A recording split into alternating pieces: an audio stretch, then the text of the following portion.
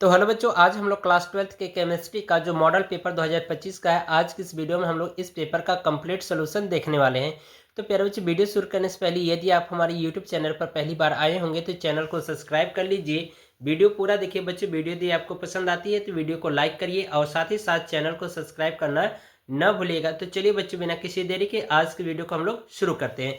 तो प्यारे बच्चों, यहाँ पर आप देख सकते हो कि ये हमारा सत्र 2024-25 का मॉडल पेपर है कक्षा 12 के रसायन विज्ञान का। ठीक है, और टोटल पूर्णांक आपको दिया गया है आपको 70 नंबर का, और इस पेपर को करने के लिए 3 घंटे 15 मिनट का समय दिया जाएगा। ठीक है, तो प्यारे बच्चों, यहाँ पर कुछ नोट पॉइंट लिखा गया है जिसको आपको इन सभी चीज़ों को पढ़ लेना है, और जो लिखा होगा वो आपको पेपर देते समय इनका पालन करना होगा। ठीक है, तो चलिए यहाँ पर हम लोग प्रश्न नंबर 1 का क देखेंगे। ठीक है, इसमें प्रश्न नंबर 1 में देखिए कहा जा रहा है कि इस प्रश्न के प्रत्येक खंड में 4 विकल्प दिए गए हैं, सही विकल्प चुनकर उसे अपनी उत्तर पुस्तिका में लिखिए। ठीक है, तो इसका क वाले क्वेश्चन में देखिए कहा जा रहा है कि यदि एक प्रोटीन के 200 सेंटीमीटर क्यूब जलीय विलयन में 1.26 ग्राम प्रोटीन है तथा 300 केल्विन पर इस विलयन का परासरण दाब 2.57 × 10³ बार है, तो प्रोटीन का मोलर द्रव्यमान क्या होगा। ठीक है, तो प्यारे बच्चों, इसका जो ऑप्शन नंबर सही होगा वो आपका 6.1022 ग्राम प्रति मोल होगा। ठीक है, तो ऑप्शन नंबर 2 सही हो जाएगा। ठीक है, चलिए अगला क्वेश्चन इसमें देखिए कहा जा रहा है कि संक्रमण तत्वों की मूल अवस्था में नीचे दिए गए डी इलेक्ट्रॉन विन्यासों में कौन सी ऑक्सीकरण अवस्था अस्थायी होगी, तो इसका ऑप्शन नंबर 4 सही हो जाएगा, यानी 3D4। ठीक है, चलिए ग वाला क्वेश्चन देखिए। ग वाले क्वेश्चन में कहा जा रहा है कि संकुल CONH3 का होल 6 Cl2 से विलयन में कितने आयन उत्पन्न होंगे। ठीक है, तो इसका ऑप्शन नंबर 3 सही हो जाएगा, यानी कि इसमें आयन की जो संख्या होगी वो कितनी होगी, 3 होगी। अब ये 3 कैसे होगी इसको देखो। जब प्यारे बच्चों हम क्या करेंगे, इस संकुल यौगिक को क्या करेंगे, जल में घोलेंगे तो ये अपने धनायन और ऋणायन में टूट जाएगा। तो ये वाला जो भाग है प्यारे बच्चों CONH3 का होल 6 जो है प्यारे बच्चों, ये हमारा +1 आयन दे देगा, और ये जो क्लोरीन है प्यारे बच्चों ये क्या हो जाएगा, -2 आयन दे देगा। ठीक है, तो यहाँ से प्यारे बच्चों आप देख सकते हो कि इसमें आयनों की संख्या यहाँ पर कुछ नहीं तो 1 मानेंगे, यहाँ पर कितना है 2 है, तो इनको 1 और इस 2 को जोड़ देंगे तो कितना हो जाएगा 3 हो जाएगा। तो ये आयनों की जो संख्या होगी वो कितनी होंगी, 3 होगी। ठीक है, चलिए घ वाला क्वेश्चन देखिए। इसमें कहा जा रहा है कि निम्नलिखित यौगिकों के क्वथनांकों का बढ़ता क्रम है। ठीक है, तो प्यारे बच्चों यहाँ पर देखो, इसमें हमारा एल्डिहाइड समूह है। ठीक है, यहाँ पर देखो OH यानी एल्कोहल समूह है, और यहाँ पर हमारा क्या ईथर है। ठीक है, और ये हमारा क्या एल्केन है, यानी हाइड्रोकार्बन है। ठीक है, तो इनमें देख रहे हो सबसे जो कम होता है, यानी कि हमें बढ़ते क्रम में बताना है, तो सबसे कम किसका होता है, हमारा हाइड्रोकार्बन का होता है, फिर इसके बाद आपका एल्डिहाइड का होता है, फिर इसके बाद आपका होता है ईथर का, फिर इसके बाद सबसे ज़्यादा किसका, एल्कोहल का होता है। ठीक है, तो इसका ऑप्शन नंबर मतलब ऑप्शन नंबर 4 सही हो जाएगा। ठीक है, ये वाला क्वेश्चन। ठीक है, ये आंसर हो जाएगा इसका। चलिए अब हम लोग अगला क्वेश्चन इसका देखेंगे। अंगा वाले प्रश्न में बच्चों देखिए कहा जा रहा है कि गैब्रियल थैलेमाइड संश्लेषण से बनता है, तो प्यारे बच्चे इसका ऑप्शन नंबर 2 सही हो जाएगा, यानी प्राथमिक एलिफैटिक एमीन। ठीक है, तो ये यहाँ पर भरा जाएगा। अगला क्वेश्चन देखिए, च वाले में कहा जा रहा है कि माल्टोस बना होता है। जो माल्टोस होता है ये किसका बना होता है, तो 2 अणु ग्लूकोज से बना होता है, तो इसका ऑप्शन नंबर 1 सही हो जाएगा। ठीक है, अब प्यारे बच्चों यहाँ पर प्रश्न नंबर 2 का क में देखिए, मोस्ट इंपॉर्टेंट क्वेश्चन ये हो सकता है आपके बोर्ड के एग्जाम में पूछा जाए। इसमें कहा जा रहा है कि वन हाफ गुणक की व्याख्या कीजिए। कह रहा है कि यह अणुसंख्य गुणों से किस प्रकार संबंधित है, यानी कि जो वन हाफ गुणांक है उसकी व्याख्या करनी है, और हमें इसमें यह भी बताना है कि यह अणुसंख्य गुणों से किस प्रकार संबंधित है। ठीक है, तो चलिए इसकी हम लोग परिभाषा लिखते हैं। ठीक है, तो प्यारे बच्चों यहाँ पर इसकी परिभाषा लिखेंगे। तो यहाँ पर देखिए मैंने परिभाषा लिख दिया वन हाफ गुणक की। इसमें देखिए कहा गया कि किसी अणुसंख्य गुणधर्म के प्रायोगिक मान तथा सामान्य मान के अनुपात को वन हाफ गुणक या वन हाफ गुणांक भी कहते हैं, और इसे आई से व्यक्त करते हैं। ठीक है, इसका फार्मूला हो जाएगा आई बराबर अणुसंख्य गुणधर्म का प्रायोगिक मान बटे अणुसंख्य गुणधर्म का सामान्य मान। ठीक है, ये आपको इतनी डेफिनेशन लिख देनी होगी। बाकी इसमें और प्रश्न में आपसे कहा गया है कि यह अणुसंख्य गुणधर्म से किस प्रकार संबंधित है, तो आप इसमें बता सकते हो कि यह जो अणुसंख्य जो गुणधर्म है इसका, ये इनके बीच के जो अणु हैं उनके बीच की दूरी और ऊर्जा स्तर को क्या करता है, ये प्रभावित करता है। यानी कि आप इतना कह सकते हो कि क्योंकि यह अणुओं के बीच की दूरी और उनकी ऊर्जा स्तरों को प्रभावित करता है, इसलिए यह क्या है, अणुसंख्य गुणधर्म से संबंधित है। इतना आप परिभाषा में लिख दोगे, ठीक है। अगला क्वेश्चन देखिए, इसमें कहा जा रहा है कि अंतराकाशीय यौगिक क्या है, इस प्रकार के यौगिक संक्रमण धातुओं के लिए भली प्रकार से ज्ञात क्यों हैं, ठीक है। यानी कि आपको बताना है कि अंतराकाशीय यौगिक क्या है और इस प्रकार के यौगिक संक्रमण धातु के लिए भली प्रकार से क्यों संबंधित हैं, यानी कि क्यों ज्ञात हैं, ठीक है। तो इसका आंसर हम लोग बता सकते हैं, ठीक है। इसमें आप कह सकते हैं परिभाषा में कि जब छोटे अणु परमाणु के क्रिस्टल जालक में फंस जाते हैं तो बनने वाले यौगिकों को अंतराकाशीय यौगिक कहते हैं। यानी कि जो छोटे परमाणु होते हैं वो क्रिस्टल जालक में क्या करते हैं, धातुओं के क्रिस्टल जालक में फंस जाते हैं और फंसने के बाद जो नया यौगिक बनता है वो हमारा क्या कहलाता है, अंतराकाशीय यौगिक कहलाता है। और ये यौगिक विशेष रूप से कहाँ पर पाए जाते हैं, संक्रमण धातुओं में पाए जाते हैं। तो इतना आप परिभाषा में लिख देना कि जब छोटे परमाणु धातुओं के क्रिस्टल जालक में फंस जाते हैं तो बनने वाले यौगिकों को अंतराकाशीय यौगिक कहते हैं। ये यौगिक विशेष रूप से संक्रमण धातुओं में पाए जाते हैं। इतना आपको लिख देना होगा, ठीक है। तो चलिए इसकी परिभाषा लिख दे रहा हूँ। तो यहाँ पर देखिए मैंने अंतराकाशीय यौगिक की परिभाषा लिख दिया। यहाँ पर देखिए कहा जा रहा है कि जब छोटे परमाणु धातुओं के क्रिस्टल जालक में फंस जाते हैं तो बनने वाले यौगिकों को अंतराकाशीय यौगिक कहते हैं, ठीक है। इसमें कहा जा रहा है कि ये यौगिक विशेष रूप से संक्रमण धातुओं में पाए जाते हैं, यानी कि यहाँ पर आपको लिख देना होगा यौगिक, ठीक है। ये चीज़ है। इसमें यही कहा गया है कि जब छोटे परमाणु धातु के क्रिस्टल जालक में फंस जाते हैं तो बनने वाले यौगिकों को अंतराकाशीय यौगिक कहते हैं। ये यौगिक विशेष रूप से संक्रमण धातुओं में पाए जाते हैं। इतना आपको परिभाषा में लिख देना होगा, ठीक है। चलिए अगला प्रश्न देखेंगे, ग वाला। इसमें कहा जा रहा है कि स्पेक्ट्रम में रासायनिक श्रेणी क्या है, ठीक है। तो चलिए ये भी आपका 2 नंबर का क्वेश्चन, इसकी परिभाषा लिखते हैं, ठीक है। तो यहाँ पर मैंने स्पेक्ट्रम में रासायनिक श्रेणी की परिभाषा लिख दिया है, ठीक है। तो आइए इसको भी हम लोग समझ लेते हैं, ठीक है। तो इसमें देखिए कहा जा रहा है कि यह एक ऐसी सूची है जिसमें लिगेंडों को केंद्रीय धातु आयनों पर उनके द्वारा लगाए जाने वाले क्षेत्र की सामर्थ्य के क्रम में व्यवस्थित किया जाता है। यानी कि इसमें ये कहा जा रहा है कि यह एक ऐसी सूची है जिसमें लिगेंडों को केंद्रीय धातु आयनों पर उनके द्वारा लगाए जाने वाले क्षेत्र की सामर्थ्य के क्रम को क्या करता है, व्यवस्थित करता है। यह हमारा क्या कहलाता है, स्पेक्ट्रम में रासायनिक श्रेणी कहलाता है, ठीक है। ये चीज़ समझ में आ रहा है। अब बच्चों इसके बाद आगे वाला जो क्वेश्चन है घ वाला, ये आप स्वयं कर लीजिएगा, ठीक है। बाकी जो प्रश्न नंबर 3 का जो क वाला क्वेश्चन है प्यारे बच्चों, न्यूमेरिकल है, काफ़ी इंपॉर्टेंट क्वेश्चन, इसको मैं आपको सॉल्व कराऊंगा, ठीक है। तो इसमें देखिए कहा जा रहा है कि 45 ग्राम एथिलीन ग्लाइकॉल, ठीक है, इसका ये फार्मूला दे रखा है। कह रहा है को 600 ग्राम जल में मिलाया जाता है, ठीक है। तो इसका मतलब ये हमारा विलेय है और 600 ग्राम क्या है, विलायक है। तो कह रहा है कि मिलाया गया है। कह रहा है कि विलयन के क वाले पॉइंट में पूछा जा रहा है कि हिमांक अवनमन क्या होगा, और दूसरी पॉइंट में ख वाले में पूछा जा रहा है हिमांक की गणना कीजिए, ठीक है। तो चलिए इसको हम लोग सॉल्व करते हैं। तो बच्चों हम लोग यहाँ पर प्रश्न नंबर 3 का क वाला क्वेश्चन कर रहे हैं, ठीक है। और जो इसमें दिया गया उसको नोट कर लेते हैं। पहले दिया है, क्या क्या दिया गया है प्यारे बच्चों। यहाँ पर देखो विलेय का भार आपको दे रखा है 45 ग्राम। तो विलेय के भार को हम लोग WB से दर्शाते हैं, ठीक है। तो ये हो जाएगा विलेय का भार कितना है, 45 ग्राम है, ठीक है। अब बाकी आपको WA का यानी कि विलायक का भार दे रखा है आपको कितना, 600 ग्राम, ये आपको दे रखा है। तो प्रश्न में पूछा जा रहा है कि आपसे कि हिमांक में अवनमन क्या होगा, और इसमें दूसरे पॉइंट में पूछा जा रहा है कि हिमांक की गणना क्या होगी, ठीक है। तो चलिए इसको सॉल्व करते हैं।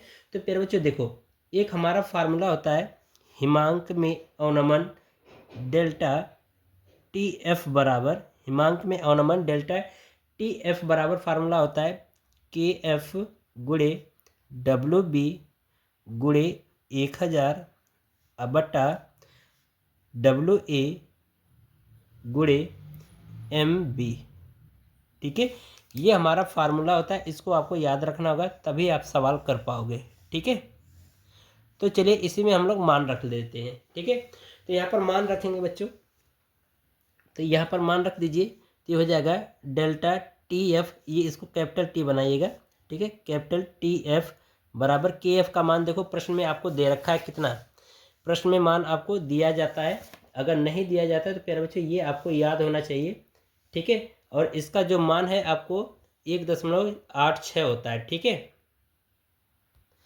तो यहाँ पर मान रखिए इसका ये हो जाएगा 1.86 और गुणे डब्ल्यू बी का मान यहाँ से रख दीजिए 45, ठीक है, और गुणे 1000, ठीक है, अब बट्टा डब्ल्यू ए का मान यहाँ से 600 और गुणे एम बी का मान प्यारे बच्चों हमारा कहाँ से निकलेगा, इससे निकलेगा, इसका हो जाएगा 12 दूना के 24 हो जाएगा, ठीक है, और ये हो जाएगा +6, ये हो जाएगा 32, ठीक है।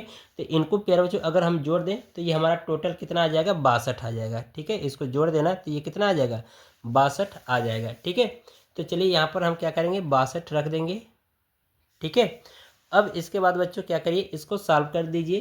तो जब इसको प्यारे बच्चों हम लोग सॉल्व कर देंगे तो डेल्टा टी एफ का मान कितना निकल के आ जाएगा, डेल्टा टी एफ का मान आ जाएगा 2.5 केल्विन। ये हमारा आंसर हो जाएगा पहली पॉइंट का, ठीक है।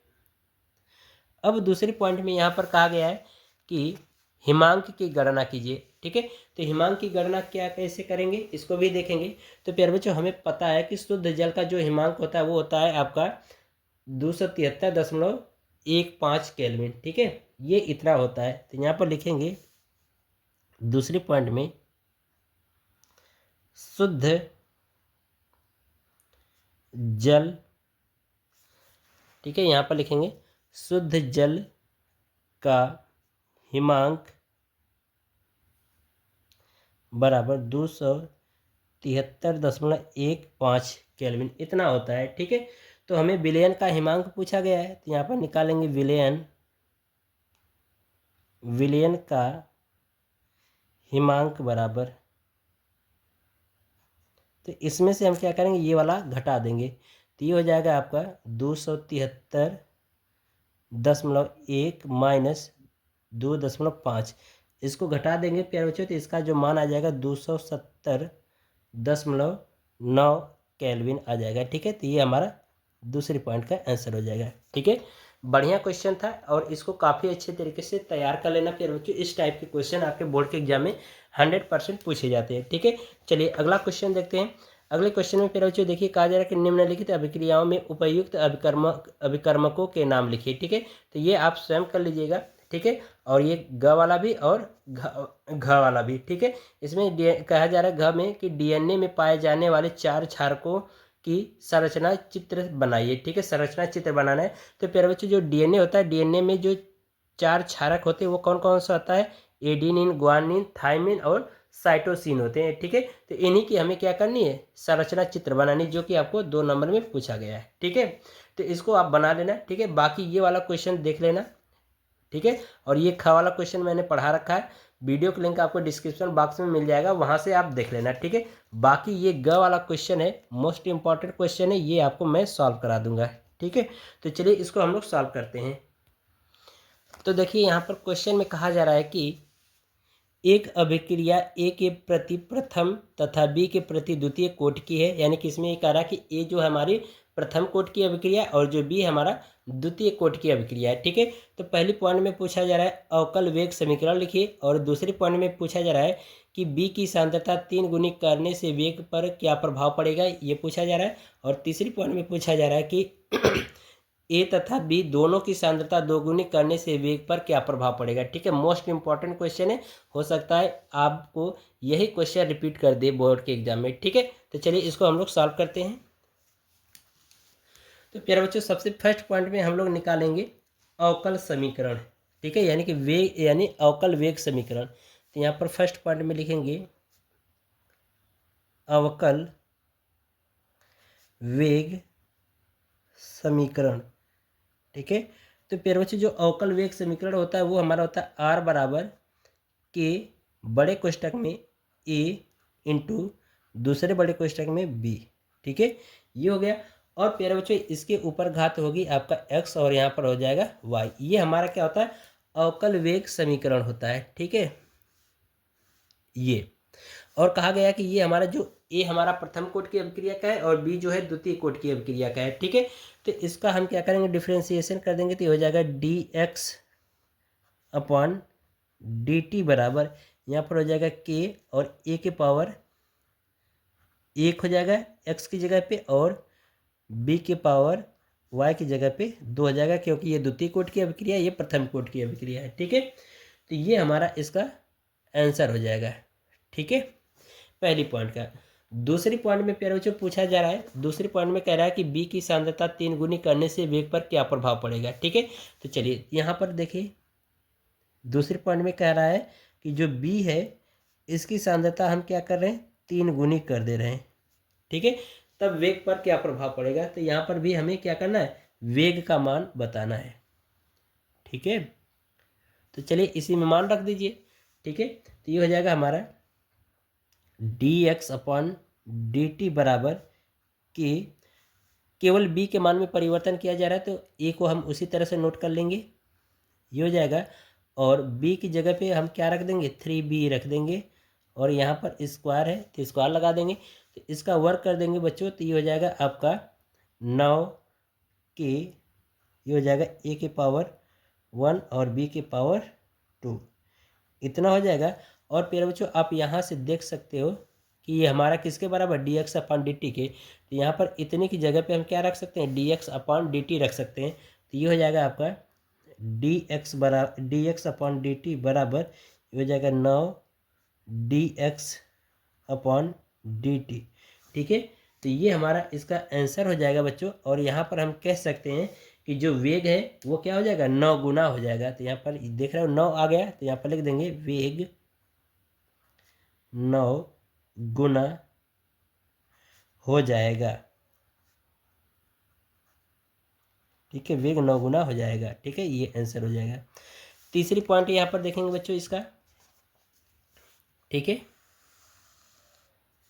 तीसरे पॉइंट में देखिए कहा जा रहा है कि यहाँ पर कह रहा है कि ए तथा बी दोनों की सांद्रता दोगुनी करने पर वेग पर क्या प्रभाव पड़ेगा। ठीक है, तो यानी ए और बी दोनों की सांद्रता को हम क्या किया जा रहा है, दोगुनी कर दिया जा रहा है। ठीक है, तब वेग पर क्या प्रभाव पड़ेगा, तो यहाँ पर देखिए, तो इसमें कहा जा रहा है कि जो ए है इसका भी वेग क्या किया जा रहा है, 2 गुना कर दिया जा रहा है, और जो बी है इसको भी क्या किया जा रहा है, 2 गुना कर दिया जा रहा है, तब वेग पर क्या प्रभाव पड़ेगा, वेग का मान पूछा जा रहा है। ठीक है, ये चीज़ है, तो इसको भी सॉल्व करेंगे। ठीक है, तो इसी वाले समीकरण में रख देंगे मान। ठीक है, तो ये हो जाएगा आपका वेग बराबर, ठीक है, वेग बराबर आपका हो जाएगा के, ए की जगह पे कितना रख देंगे, 2a। ठीक है, और ये इसकी पावर 1, और बी की जगह पे 2b और इसकी पावर 2। ठीक है, तो इसका मतलब एक की घात है, मतलब इसके ऊपर, तो 2 हम बाहर ले लेंगे। ठीक है, और ये स्क्वायर है तो ये वर्क कर देंगे, तो ये 4 हो जाएगा, 4 इसके आगे आ जाएगा गुणांक में। बाकी यहाँ पर रख दीजिए के, ए के पावर 1 और बी के पावर 2, इनका गुणा कर देंगे तो हो जाएगा 8 के, ए के पावर 1 और बी के पावर 2। तो यहाँ पर भी आप देख सकते हो कि ये हमारा किसके बराबर है, dx/dt के बराबर है। तो यहाँ पर लिख देंगे आप 8 dx/dt। तो यहाँ पर लिख सकते हैं कि जो वेग है वो क्या हो जाएगा, वेग 8 गुना हो जाएगा। ठीक है, ये हमारा आंसर हो जाएगा। ठीक है, मोस्ट इम्पॉर्टेंट क्वेश्चन है, 3 नंबर में पूछा गया है। ठीक है, चलिए अगला क्वेश्चन हम लोग देखेंगे इसका। अगले क्वेश्चन यानी घ वाले में देखिए कहा जा रहा है कि निम्नलिखित कारण, यानी निम्नलिखित का कारण लिखिए, यानी कि इन पहली और दूसरी और तीसरी पॉइंट का हमें क्या बताना है, कारण बताना है। तो ये अपने हिसाब से इन क्वेश्चनों को पढ़ लीजिए। ठीक है, क्योंकि प्यारे बच्चों पूरा अगर मैं क्वेश्चन कराऊंगा तो वीडियो काफ़ी ज़्यादा लंबी हो जाएगी। ठीक है, इसलिए मैं आपके ऊपर छोड़ रहा हूँ, जो क्वेश्चन कराने लायक है, जो न्यूमेरिकल वाला पार्ट है वो मैं आपको करा दे रहा हूँ, बाकी जो थ्योरेटिकल पार्ट है वो आप स्वयं देख लीजिए। और जो क्वेश्चन मैंने पढ़ा रखा है वो उसका लिंक दे दूंगा डिस्क्रिप्शन बॉक्स में, वहाँ से आप पढ़ लेना। ठीक है, चलिए यहाँ पर प्रश्न नंबर 5 का देखिए, इसमें कहा जा रहा है प्राथमिक एवं द्वितीयक बैटरियों की तुलना में ईंधन सेल से क्या लाभ है, और कह रहा है डिस्चार्ज होते समय सीसा संचायक सेल में होने वाली अभिक्रिया लिखिए, जबकि बैटरी डिस्चार्ज होती है तो विद्युत अवघट्य का घनत्व किस प्रकार प्रभावित होता है। तो ये पूरा क्वेश्चन मैंने पढ़ा रखा है, वीडियो का लिंक आपको डिस्क्रिप्शन बॉक्स में मिल जाएगा, वहाँ से देख लीजिए। बाकी ख वाले क्वेश्चन को हम लोग सॉल्व करेंगे। इसमें देखिए कहा जा रहा है फर्स्ट पॉइंट में कि प्रथम कोट की अभिक्रिया के लिए वेग स्थिरांक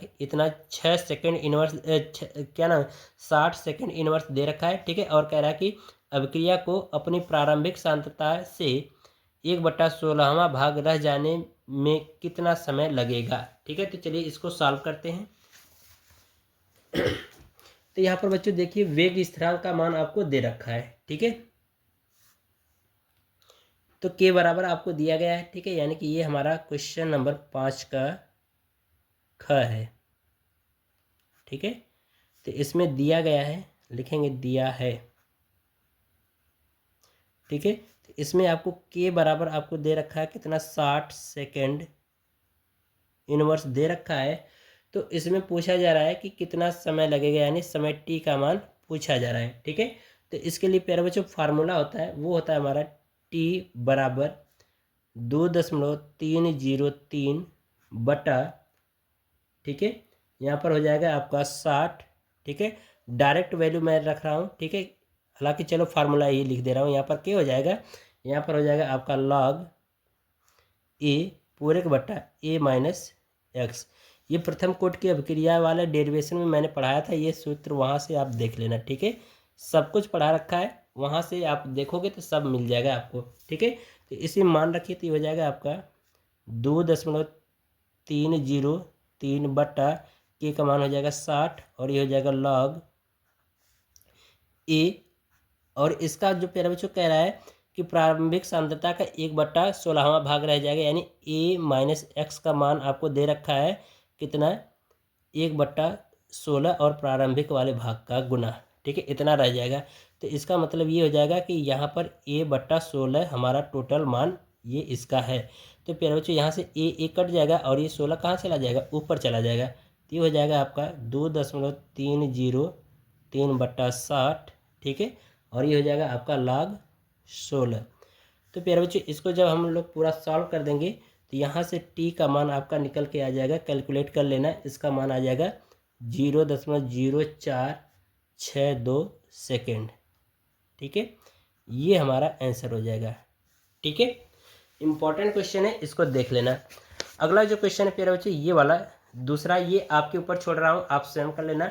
और यहाँ पर देखिए ग वाले क्वेश्चन में फर्स्ट पॉइंट में कहा जा रहा है कि ग्लूकोज तथा फ्रक्टोज के दो समान रासायनिक गुणों के समीकरण लिखिए, ठीक है। और यहाँ पर दूसरे पॉइंट में कहा जा रहा है कि विटामिन ए व सी हमारे लिए क्यों आवश्यक है, उनके महत्वपूर्ण स्रोत लिखिए, ठीक है। तो ये सभी क्वेश्चन थ्योरी वाला है, आप यहाँ से स्वयं देख लेना, ठीक है। बाकी यहाँ पर घ वाले क्वेश्चन में देखिए कहा जा रहा है द्विदंतुर और उभयदंतुक लिगेंड से क्या तात्पर्य है, और दूसरे पॉइंट में पूछा जा रहा है किलेट प्रभाव से क्या समझते हैं या क्या अभिप्राय है, ठीक है। तो इन क्वेश्चन को भी पढ़ लेना, बाकी इसकी वीडियो बहुत जल्द मैं प्रोवाइड कर दूंगा, ठीक है। ख वाला क्वेश्चन अपने हिसाब से देख लीजिए, ठीक है। और ये यहाँ पर यानी कि छठवें का क और ख वाला भी, ठीक है। और यहाँ पर प्यारे बच्चों ये जो नेमिंग अभिक्रिया मोस्ट इंपॉर्टेंट अभिक्रियाएं हैं, ठीक है, इन सबको मैंने पढ़ा रखा है, वहाँ से आप देख सकते हो, वीडियो का लिंक डिस्क्रिप्शन बॉक्स में मिल जाएगा, ठीक है। बाकी ये अथवा वाला क्वेश्चन है, इनको भी आप देख लीजिए, इसको तैयार करना हो तो कर लेना, ठीक है। 5 नंबर के क्वेश्चन है, ठीक है।